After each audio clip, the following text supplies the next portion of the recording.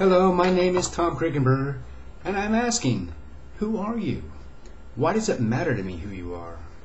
Does it matter? Will the speech I'm going to give you be any different based on who I think you are? If I stop to consider your age or your gender or your educational level, will it influence the speech I'm going to give you? Might I avoid certain words or expressions? Perhaps I might plot my strategy differently and slowly build up to my thesis instead of presenting it to you right from the start.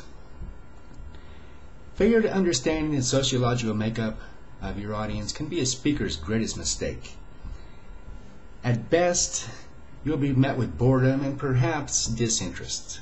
At worst, you could be booed off the stage and even made an outcast. Take heart, classmates, there is something you can do to avoid this. It's called sociological analysis. We don't have time to go into great depth or detail, but here are a few of the main points that you'll want to consider when you're analyzing your audience from a sociological point of view. One of the first considerations you want to keep in mind is the age of your audience. What is the general age of your audience? Would you give a speech on Medicare to a Boy Scout troop? Would you give a speech on infant care to a group of seniors? Another topic you might want to consider is that of gender. Being careful not to stereotype, there are certain words or phrases that may or may not be appropriate depending on the general gender of your audience. A good rule of thumb is that you have much more to lose than you have to gain by stereotyping. The next factor you'd want to consider is the affectional orientation of your audience. As with gender, the main consideration is to make sure that none of your words might be considered offensive or inappropriate. Next thing we would look at would be the educational level. A good rule of thumb is never to overestimate your audience's specific knowledge of your subject, and by the same token, never underestimate their intelligence. In a general sense, however, the higher the level of education your audience possesses, the more prepared you need to be. The next point you would want to consider is religion and religiousness. Will your audience perceive your speech in terms of their religious beliefs? Will your speech attack those beliefs?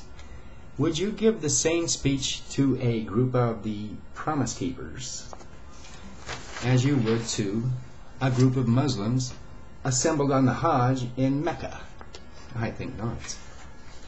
Another factor to consider is what we call cultural factors.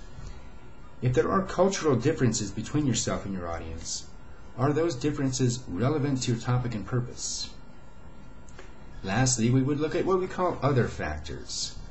If there are any specific traits common to your audience in terms of occupation, income level, general interests, etc., these are things that you would want to be aware of and incorporate into your speech, because obviously the more relevant your speech is to your audience, the better off you will be and the more interest it will be for them.